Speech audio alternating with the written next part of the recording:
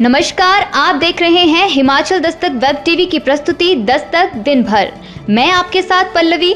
आइए नजर डालते हैं आज के मुख्य समाचारों पर।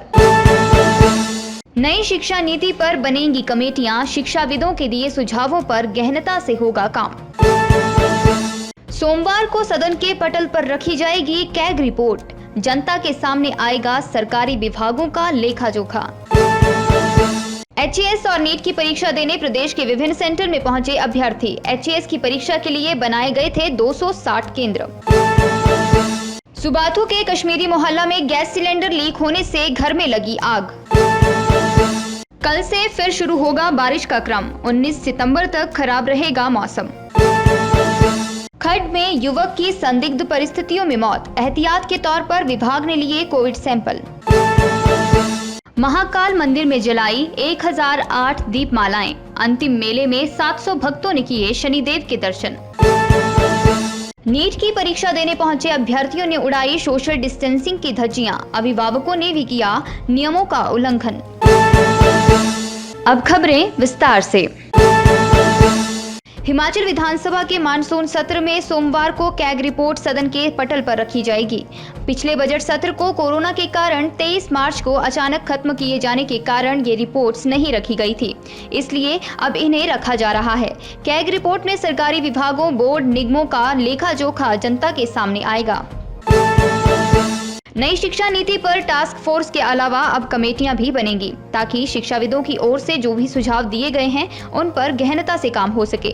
नई शिक्षा नीति 21वीं सदी में छात्रों के सुनहरे भविष्य का निर्माण करने में कारगर साबित होगी। राज्य सचिवालय में नई शिक्षा नीति पर प्रदेश सरकार द्वारा बनाई गई टास्क फोर्स की पहली बैठक हुई, जिसमें नई शिक्षा नीति पर विस्तार से चर्चा हुई।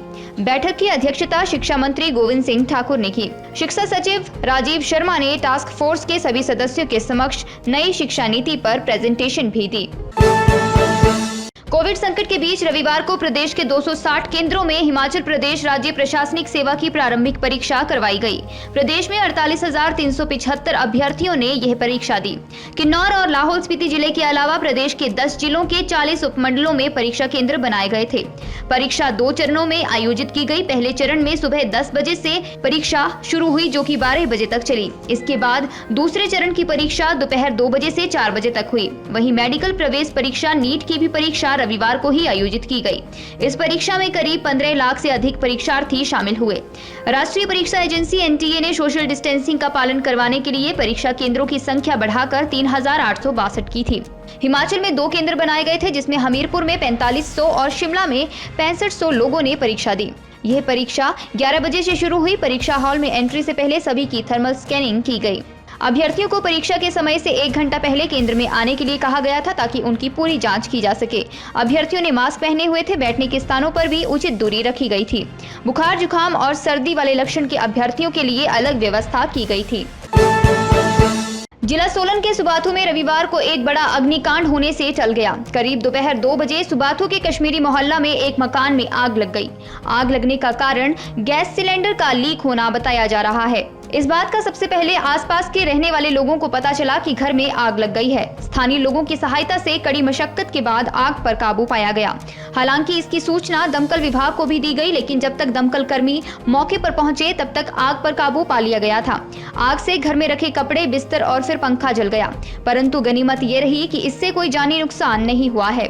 वहीं दमकल विभाग कुठार चौकी के प्रभारी राजकुमार ने बताया, रविवार को सुबाथू के कश्मीरी मोहल्ला में एक घर में आग लग गई थी, लेकिन समय रहते आग पर काबू पा लिया गया है। उन्होंने कहा कि आग लगने से कुछ खास नुकसान नहीं हुआ है, केवल कुछ कपड़े व पंखा आदि आग की चपेट में आया है। प्रदेश में पिछले कुछ दिनों से खिल रही धूप से जहां मौसम सुहावना बना हुआ था, तो वहीं कल से दोबारा बारिश का क्रम शुरू हो जाएगा। मौसम विभाग ने कल यानी सोमवार से प्रदेश के मध्यम पर्वतीय क्षेत्रों में बारिश का अनुमान जताया है। इनमें राजधानी शिमला सहित सिरमौर, मंडी, कुल्लू, सोलन और चंबा जिला शामिल है। मौसम विज्ञान केंद्र शिमला के निदेशक मनमोहन सिंह का कहना है कि इन क्षेत्रों में 19 सितंबर तक बारिश की बौछारों का दौर चलेगा। 19 को प्रदेश के सभी क्षेत्रों में बारिश होने के आसार हैं। ऐसे में प्रदेश के तापमान में हल्की गिरावट आने की संभावना जताई जा रही है। राहत की बात यह है कि इस दौरान प्रदेश में कहीं भी भारी बारिश को लेकर चेतावनी जारी नहीं की गई है। ऐसे में सिर्फ हल्की बौछारें गिरने के ही आसार हैं। थाना हरोली के तहत खड्ड में 20 वर्षीय युवक की संदिग्ध परिस्थितियों में मौत हो गई। मृतक की पहचान सर्वेंद्र सिंह पुत्र सुमन लाल निवासी वार्ड नंबर 8 सैब तहसील ईसपुर के रूप में हुई है। पुलिस ने शव को कब्जे में लेकर पोस्टमार्टम के लिए क्षेत्रीय अस्पताल ऊना भेज दिया है। वहीं मामले की जांच शुरू कर दी गई है। स्वास्थ्य विभाग ने एहतियात के तौर पर मृतक के शव का कोविड सैंपल भी लिया है।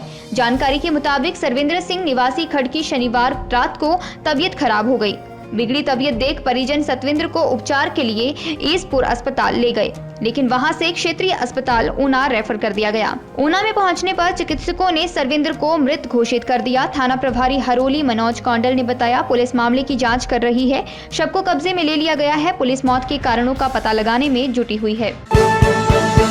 उपमंडल बैजनाथ के समीप महाकाल मंदिर में भाद्रपद माह में होने वाले शनिवार मेले समाप्त हो गए हैं। इस बार कोरोना प्रकोप के चलते भक्तों की संख्या ना के बराबर रही। अंतिम शनि मेले में लगभग 700 भक्तों ने दर्शन किए। पिछले वर्ष महाकाल मंदिर में भाद्रपद माह के चौथे व अंतिम शनि मेले में लगभग 1 लाख श्रद्धालुओं ने शीश नवाया था। मंदिर के पुजारी राम प्रसाद ने बताया, इस बार मंदिर में मेले के अंतिम दिन मध्य रात्रि को 1008 दीपमाला जलाकर शनिदेव को प्रसन्न किया गया। उन्होंने बताया कि जब से मंदिर में मेले मनाए जाते हैं तब से लेकर आज तक मेले के अंतिम दिन दीपमालाएं जलाकर शनिदेव को प्रसन्न किया जाता है। वे भी इस प्रथा को चलाए हुए हैं। नीट की परीक्षा के लिए रविवार को सभी परीक्षा केंद्रों के बाहर परीक्षार्थियों की भीड़ उमड़ पड़ी। ऐसे में सोशल डिस्टेंसिंग की धज्जियां भी उड़ी। परीक्षार्थी ही नहीं, उनके अभिभावक भी परीक्षा केंद्रों के बाहर सामाजिक दूरी के नियमों का उल्लंघन करते दिखे। शिमला के लक्कड़ बाजार स्कूल में भी परीक्षा केंद्र स्थापित किया गया था, लेकिन वहां पर परीक्षा का आयोजन 2 बजे से होना था, जिसके लिए अभ्यर्थी 11 बजे ही परीक्षा केंद्र पहुंच गए थे। लेकिन इस दौरान आए अभ्यर्थियों के अभिभावकों में किसी प्रकार से सोशल डिस्टेंसिंग नहीं दिखी।